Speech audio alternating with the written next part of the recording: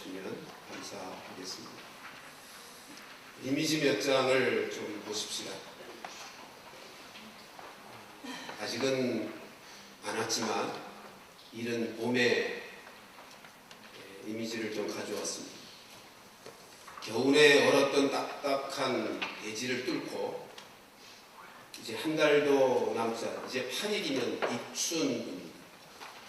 이제 곧 대지를 뚫고 새순들이 솟아오를 것입니다. 계속해서 보십시오. 우리가 새순을 볼 때마다 딱딱한 대지를 뚫고 올라오는 새순이든지 아니면 이제 목련을 시작해서 겨울에 메마른 것 같은, 그래서 죽어 있는 것처럼 보이는 나뭇가지에서 돋아나는 새순이든지 새순을 보노라면 참 생명의 신비함을 느끼고요, 생명의 강인함을, 얼마나 힘이 있는지를 느끼게 됩니다. 조명을 좀 밝게 해주십시오. 이제 사진 빼고요. 오늘 설교 제목이 순모임의 축복입니다. 순모임이라고 할 때 이 순자가 새순할 때 순자와 똑같은 단어입니다. 일반적으로 구역 예배라고 하는 모임을 우리 교회는 순모임이라고 하는 이유가 여기에 있습니다. 순이라고 하는 단어가 갖는 생명에 대한 이미지 때문입니다. 순은 생명이 있는 것이고요, 자라는 것이고요, 열매를 내다보게 하는 소망이 있는 이미지입니다. 우리의 순모임이 그렇다는 것입니다. 순모임은 단순한 지역 성도들의 모임이 아니고 단순한 교제의 모임이 아니고 영적인 생명이 있는 모임이고, 그래서 그 순모임은 자라가는 모임이고 열매를 맺게 하는 모임입니다 라고 하는 의미에서 순모임이라고 하는 이름을 붙인 것입니다.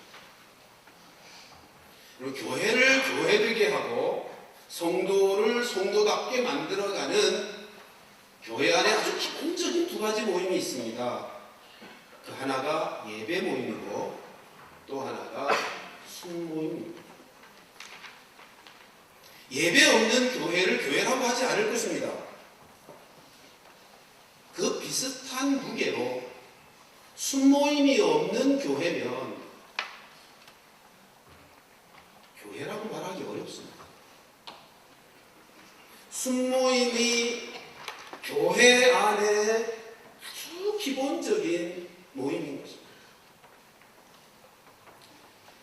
우리 교회 2019년 모든 순모임마다 하나님께서 세우신 바 교회를 교회답게, 성도를 성도답게 만들어감에 필요하여 세우신 바 그 은혜가 예배와 순모임을 통해서 아름답게 열매 맺는 축복의 한 해가 되기를 주님의 이름으로 축원합니다.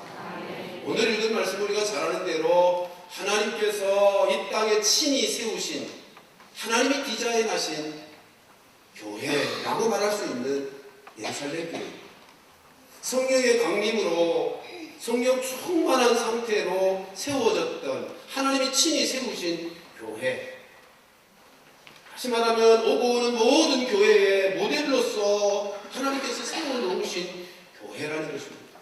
근데 이 교회에는 두 가지 모임이 있었습니다. 하나는 성전의 모임이고 또 하나는 집에서 모이는 모임입니다. 성전 모임을 일컬어서 대그룹의 모든 성도들이 함께 모이는 모임, 예배 모임이라 하는 것이고, 또 하나 집에서 모임을 소그룹 모임이라 하며 순모임이라 하는 것입니다.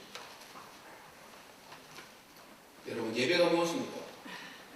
예배는 하나님, 그 문자 그대로 하나님을 높이고 하나님을 찬양하고 하나님을 경배하는 모임이며, 그를 통하여 하나님께서 영광을 받으시고 성도들, 예배하는 자들에게 하나님의 은혜와 능력을 베풀어 주시는, 하나님의 은혜와 능력을 힘입는 시간이 예배의 시간입니다. 그러면 그러면 순모임은 무엇입니까? 그 예배를 통하여 받은 말씀과 은혜를 삶 속에서 펼쳐내게 만들어 주는 전략적인 모임이 순모임.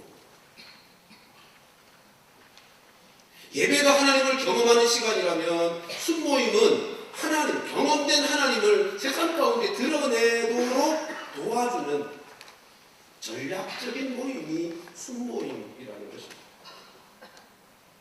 여러분, 그리스도인이라고 하는 자들이 누구입니까?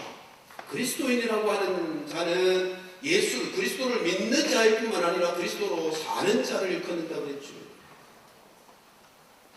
하나님을 예배하는 자일 뿐만 아니라 그 하나님을 세상 가운데 드러내는 자를 그리스도인이라 하는 것입니다. 다시 말해서 하나님의 생명으로 세상에서 살아내는 자를 그리스도인이라고 하는 것입니다. 예배를 드립니다. 예배를 통해서 하나님의 은혜와 말씀의 능력들을 경험합니다. 그리고 그것으로 끝내면 안 됩니다. 그것은 온전한 성도의 모습이 아닙니다. 거기서 끝나면 반쪽입니다. 예배를 통하여 받은 바 말씀과 그 은혜를 따라서 세상 가운데서 그 말씀을 따라 살아내어야 참된 성도가 되는 것입니다. 그래서 우리에게 사도 바울은 살아있는 예배를 드리라고까지 말씀하고 있지 않습니까? 주일날 의식의 예배를 드릴 뿐만 아니라 또 한 주간의 삶은 그것 자체가 예배가 되도록 해야 되는 것인데, 우리가 예배를 드릴 뿐만 아니라 그렇게 삶의 예배를 드리려면 순모임이 필요하다는 것입니다. 그러니까 주일날 말씀을 듣고 나서 한 주간 동안 내가 그 말씀대로 살고 있는지를 점검할 필요가 있겠죠. 나는 그렇게 살고 있는지 살아왔는지를 말씀 앞에서 점검하고, 그 말씀대로 나는 어떻게 살았는지에 내 삶을 나누기도 하고, 그래서 그렇게 산 사람은 박수치며 기뻐하기도 하고, 혹시 그 말씀의 삶을 살지 못했으면 그렇다고 낙심하는 것이 아니라 서로 격려하면서 같이 기도해 주면서 하나님의 온전한 사람으로 인격과 삶이 주님 닮은 사람이 되어져 가도록 서로 이렇게 도와주는 모임이 순모임입니다. 그 순모임에서는 함께 모여서 말씀 앞에 자기의 삶을 나눕니다. 그 말씀 앞에서 자기의 잘못된 삶을 확인하고 치유받습니다. 그런데 그 일이 말씀대로 산다는 것이 결코 우리의 힘으로 되는 것이 아니어서 서로를 위해서 함께 기도해 주는 거죠.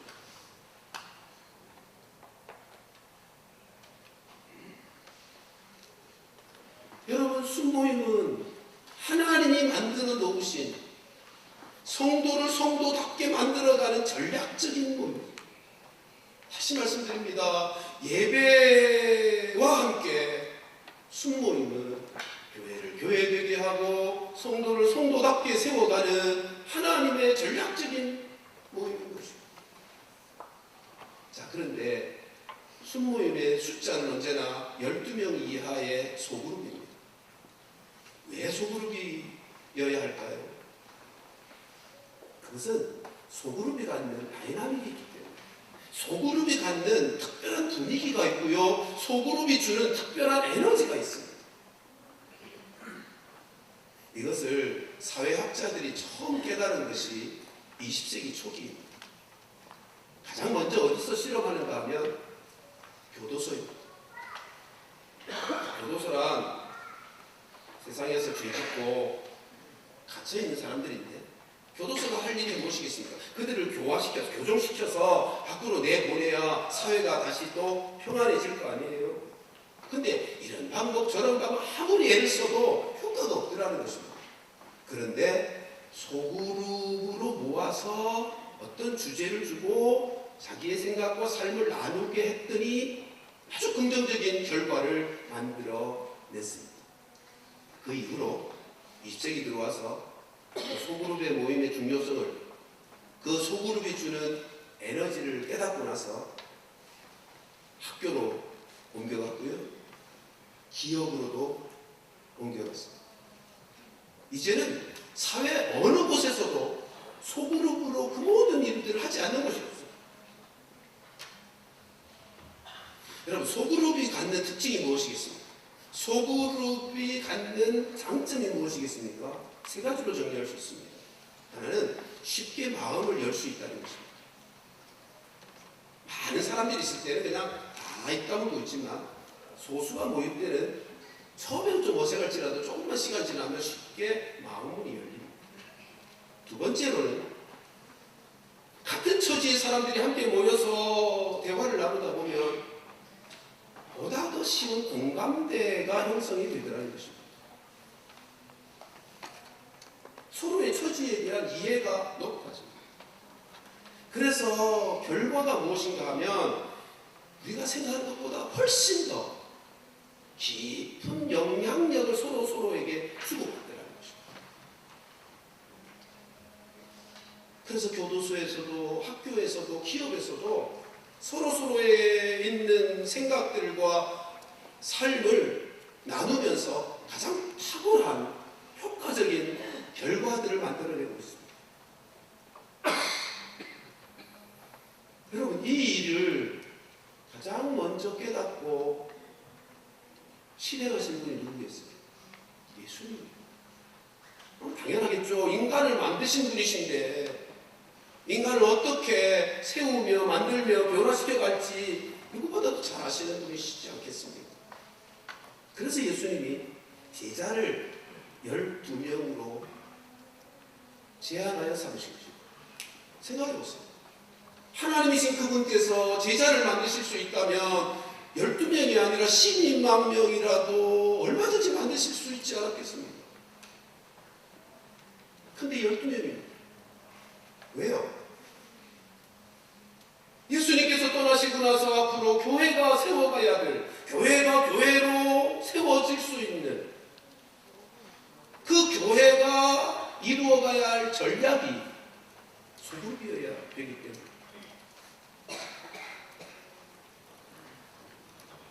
소그룹이 갖는 장점과 그 특징이 공동체를 가장 견고하고 안정되고 효과적으로 만들어 가더라는 것입니다.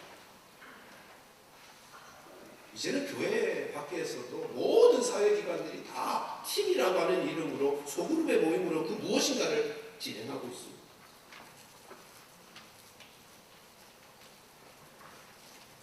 여러분 기억하십시오. 교회의 전략은 소그룹이어야 하는 것입니다. 기독교의 선교 전략은 제자화입니다. 그 제자화란 주님께서 명령하신 대로 제자를 삼으로 땅까지 이르러 모든 민족을 제자 삼으라고 말씀하시지 않습니까? 기독교의 선교 전략은 제자화 사역이고요. 교회가 교회답게 세워지는 전략은 소그룹이어야 하는 것입니다. 그러므로 교회 안에서 이 순모임은 아무리 강조해도 지나치지 않을 것입니다. 히브리서 10장 24절 25절 말씀을 함께 보실까요? 히브리서를 쓴 저자는 이렇게 권면합니다. 같이 읽습니다. 시작. 서로 돌아보아 사랑과 선행을 격려하며 모이기를 피하는 어떤 사람들의 습관과 같이 하지 말고 오직 권하여 그날이 가까움을 볼수록 더욱 그리하자라고 말씀하는 것이 두 가지예요. 여러분, 히브리서 저자가 이 편지를 쓰게 된 배경은 이런 것입니다.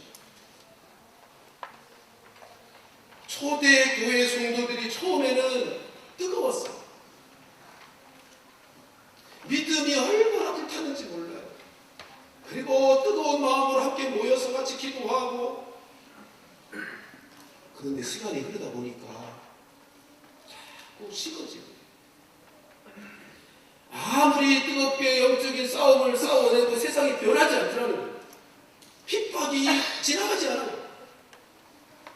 그러면 시간이 지날수록 자꾸 지쳐가는 거죠. 우리는 약한데 세상은 더없이 강해지기만 하는 것 같아서 두려워지기까지도 하고 점점 영적으로 지쳐가고 있습니다. 그래서 모이는 것도 점점 등한이 되기를 시작하더라고요. 여러분 생각해 보세요. 만약 영적 싸움을 싸우다가 지치면 우리가 해야 할 게 뭐죠? 그럴수록 더 믿음을 불붙여서 일으켜 가야 하죠.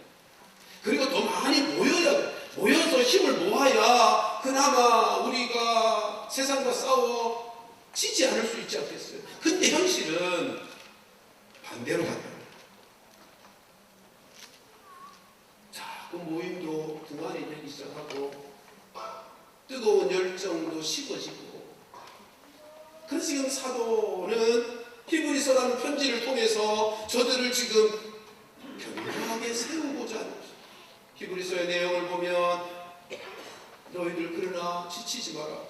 예수 그리스도만을 의지해라. 그리스도만이 우리의 유일한 구원자고 그리스도를 통하여 우리는 승리할 수 있다. 모든 선지자보다 뛰어나신 선지자, 천사보다 탁월하신 예수님, 모든 제사장보다 탁월하신 제사장, 왕 중에 왕, 예수님을 그렇게 증거하면서 예수님만 의지해라 승리할 것이다를 외치면서 주시는 권면이 뭔가 하면 두 가지랍니다. 하나가 뭐죠? 모이기를 힘쓰라. 모이기를 힘쓰라. 두 번째, 모여서 서로의 사랑과 선행을 격려하라. 그게 답이라요. 25절 이렇게 말씀하죠. 모이기를 피하는 어떤 사람들의 습관과 같이 하지 말라. 그러니까 예나 지금이나 모이는 것을 폐하려고 하는 사람들이 있는 것 같아요. 여기를 모이기를 폐한다라고 할 때 폐한다는 단어의 원문의 뜻은 무시한다는 뜻이에요. 모이는 것의 의미와 가치를 무시하는 사람들이 예나 지금이나 있다는 거예요. 근데 그걸 뭐라고 표현했어요? 습관이라고 표현했어요. 사랑하는 성도들이여, 우리 교회 안에는 모이는 것의 의미와 가치를 무시하는 그런 사람이 아무도 없게 되기를 주님의 이름으로 축복합니다. 마지막 때가 될수록 우리는 모이는 것에 힘을 써야 해요. 더 많이 모여요. 그리고 모여서 서로를 격려하고 서로를 위로하고 위로받고 사랑하고 사랑받고 세우고 세움받는 이 진실한 코이노니아가 필요하다. 자연계에서의 하나의 사례를 소개할까 합니다. 이미지 하나를 떠보십시다. 캘리포니아주에 가면 레드우드 숲이라고 하는 아주 레드우드로 이루어진 큰 군락, 어마어마한 군락이 있습니다. 레드우드라고 하는 이 나무는 이 캘리포니아에 있는 실제로 이 군락의 나무 높이의 평균이, 키의 평균이 112m, 직경은 7m입니다. 어마어마한 군락을 이루고 있는, 그러니까 아파트 30층 높이란 말이에요. 수령은 2000년입니다. 근데 이 나무의 특징이 있어요. 뿌리는 3m밖에 되지 않습니다. 한번 상상을 해보십시오. 보통의 나무들은요, 지면에서 올라간 만큼의 뿌리의 길이를 가지고 있습니다. 그래야 이게 넘어지지 않고. 근데 키가 112m나 되는 나무인데 뿌리는 3m예요. 이건 바람 한 번 불면 넘어지지 않겠어요? 근데 수령이 몇 년이라고요? 2000년. 2000년 동안 안 넘어지고 있는. 태풍, 시속 50km의 바람이 불어오는데도 안 넘어져. 이게 어떻게 가능할까? 뿌리들이 다 엉켜있어. 뿌리는 3m밖에 안 되는 낮은 깊이를 자리 잡고 있지만 그 뿌리들이 다 서로 엉켜있어. 그리고 이 특징이 있는데요. 자라면서 큰 나무들이 모든 영양분을 자기만 다 끌어먹는 게 아니고 작은 나무도 먹을 수 있도록 배려한다. 그리고 자라면서 어느 정도 자라가기 시작하면 밑에 가지를 스스로 잘라낸다. 왜요? 어린 주변의 가지들이, 나무들이 자랄 수 있는 공간을, 햇빛이 들어올 공간을 마련해 줍니다. 그리고 그것이 낙엽이 되어 거름이 되어 작은 나무들도 자랄 수 있는 에너지가 되게 한다는 거죠. 그래서 이 나무의 별명이 더불어 사는 나무.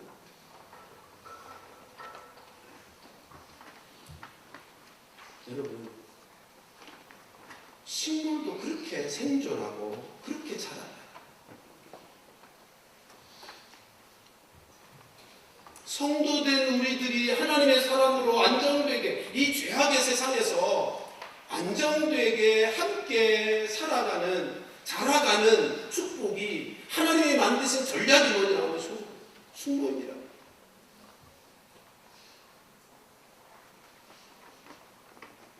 그래서 두 번째로 숙모임은 어떤 내용의 모임인가, 어떤 성격의 모임인가, 숙모임 안에서 무엇을 하고 해야 되는가 하는 것들을 좀 구체적으로 살펴보십시오.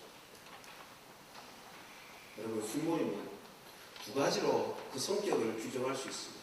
하나는 영적인 모임. 숙모임에 모여서 함께, 가정에, 집에서 모여서 함께 먹기도 하고 이런저런 대화도 나누지만 그 본질은 숙모임은 영적인 모임이라는 것입니다. 그래서 숙모임의 가장 중심이 되는 것은 말씀과 기도입니다. 두 번째, 숙모임은 사람을 세우는 모임입니다. 다른 말로 해서 그리스도인의 성숙을 이루어가는 모임입니다. 올해 우리의 표어로 말하면 행함이 있는 믿음의 사람을 만들어가는 모임입니다. 그러기 위해서 해야 될 게 뭘까요? 말씀 앞에 내 삶을 내어놓는 것입니다. 여러분, 숙모임은 구역 모임, 구역 예배가 아니라 또 다른 주중의 예배가 아닙니다. 숙모임은 이름 그대로 모임입니다. 예배가 아닙니다. 예배로 드리지 마십시다.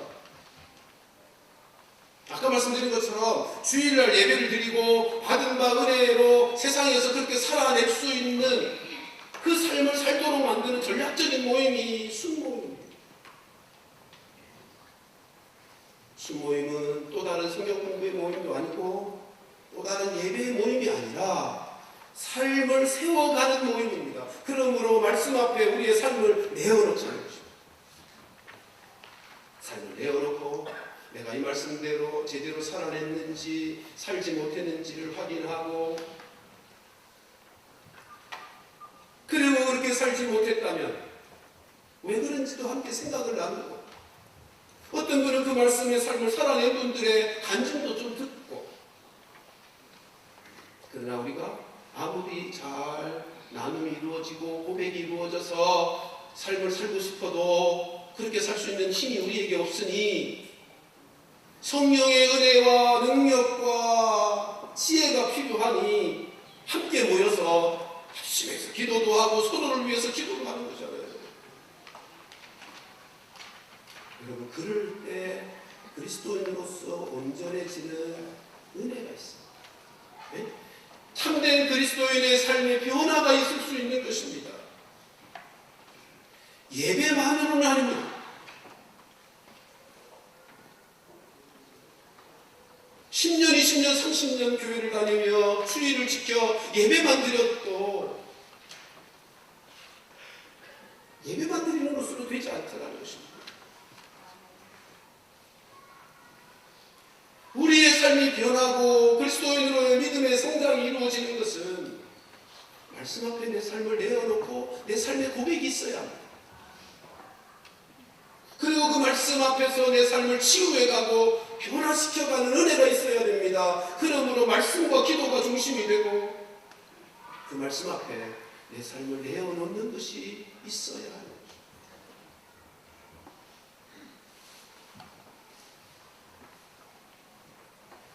사랑하는 성도들이여, 순모임의 축복을 잊지 마십시오. 순모임의 축복, 오늘 설교 제목을 이렇게 정리하십시오. 순모임의 축복이 무엇일까? 첫째로 사람이 변하는 것입니다. 다른 말로 그리스도인으로서 자라가게 되는 것입니다. 이게 순모임의 축복입니다. 말씀이 있기 때문이고 성령의 은혜가 있기 때문이죠. 그리고 순모임의 축복은 나로 온전한 하나님의 사람으로 만들어 가도록 돕는 수로들이 함께 있다는 것입니다. 내가 실패했지만, 내 부끄러운 모습을 꺼내어놓지만 그것 때문에 나를 비난하는 사람들이 아니고 그것으로 인하여 안타까워하고 함께 눈물로 기도해주고 말씀으로 권면해주고 자기의 시간과 삶을 들여서 나를 온전케 하는, 도와주는 그 순원들이 그곳에 함께 있다는 것입니다. 이게 순모임의 축복입니다.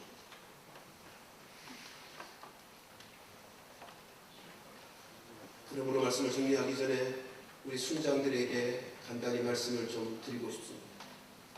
여러분들의 사역에 대한 이 소중함을 놓치지 마십시오. 생각해 보십시오. 사람을 변화시키고 온전한 인격과 삶의 사람으로 살아가게 하는 이 사역이야말로 이 땅의 그 어떤 사역과 비교할 수가 있겠습니까? 얼마나 복된 사역입니까? 영원한 하나님 나라의 상급이 준비된 사역 아니겠습니까? 우리 순장들, 우리 교사들이 섬기는 사역에 축복이 얼마나 놀라운 것인지 기억하고 이것을 소중히 여기십시오. 두 번째로 말씀드리고 싶은 것은 순장의 자격은 딱 하나입니다. 예수님을 사랑하는가. 예수님께서 실패한 베드로를 찾아와서 묻죠. 내 양을 먹이라고. 주님의 양을 맡기시면서 예수님께서 베드로에게 요구하신 것은 딱 하나입니다. 내가 나를 사랑하느냐? 네가 나를 사랑하느냐? 세 번씩이나 물으시고 듣고 싶은 대답은 딱 하나였어요. 지식도 아니고 권세도 아니고 경험도 아니고 실패했던 베드로에게 너 또다시 배신할 거야를 묻는 것도 아니었습니다.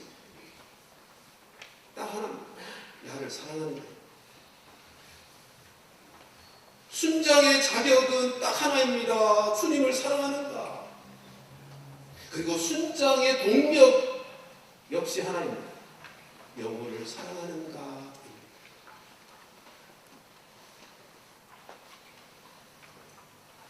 순장의 자격과 순장의 동력은 영혼을 사랑하는 것입니다. 다른 말로 영적 어미의 마음을 가지자는 것입니다. 어미가 하는 일이 뭐죠? 엄마가 하는 일이 뭐예요? 먹여주고 입혀주고 똥오줌 싸면 닦아주고 안아주고 눈물 흘리면 위로해주고 그게 엄마가 하는 일이에요. 그거 하잖아요. 그거면 충분합니다. 그거면 충분합니다. 엄마 자격증 요구하는 데가 없습니다. 영혼을 돌보고 섬겨서 하나님의 온전한 사람으로 세워가는 순장과 교사의 사역의 자격과 동력은 딱 하나입니다. 사랑하고 있는가? 사랑할 수 있는가? 말씀을 정리하겠습니다. 여러분들에게는 영적 레드우드 숲이 있으십니다. 이 험난한 세대의 마지막 죄악이 가득한 세대를 살아가면서 내가 영적으로 힘들어하고 지쳐있을 때 나를 붙들어주고 나를 세워주고 회복시켜주며 온전함을 이루어하도록 만들어주는, 쓰러지지 않고 함께 자라갈 수 있도록 하는 영적 레드우드 숲이 있는단 말이에요.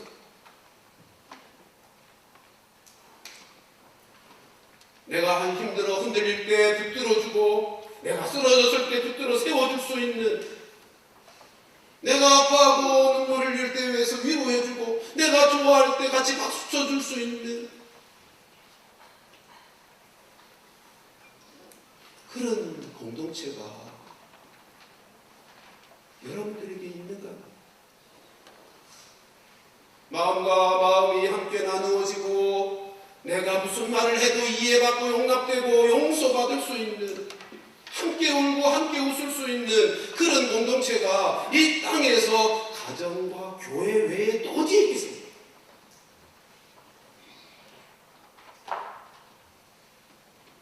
예수 그리스도의 사랑이 전하여지는 곳, 그 사랑이 흘러가는 곳, 그 교회에서조차 이 은혜와 이 축복을 누리지 못한다면 도대체 어디 가서 이런 은혜를, 이런 축복을 누릴 수 있겠습니까?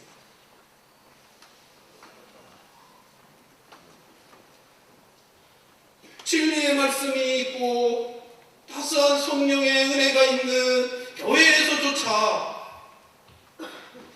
내 부끄러움을 내어놓고 내 실패를 내려놓고 또 용납받으며 온전한 그리스도의 인격과 삶의 사람으로 살아갈 수 있도록 도와줄 수 있는 그 공동체가 교회 외에 도대체 어디에 있는가?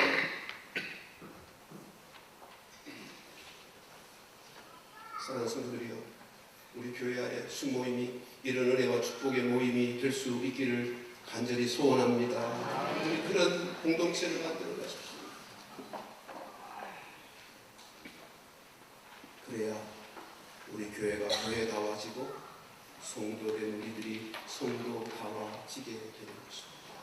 세상 어디에서 그런 교제를 경험하려고 하지 말고 교회 안에서 아무리 분주하고 바쁘더라도 순모임을 소중히 여기십시오. 오늘 내리는 결론은 한 가지입니다. 네? 순모임을 소중히 여기십시오. 어쩌면 교회 안에 여자분들보다 남자분들이 상대적으로 신앙이 늦게 자라는 이유가, 사실 여자분들은 순모임이 그래도 잘 되고 있는 편인데 남자분들에게 순모임이 많이 힘들기 때문이 아닌가 하는 생각이 드는 것입니다.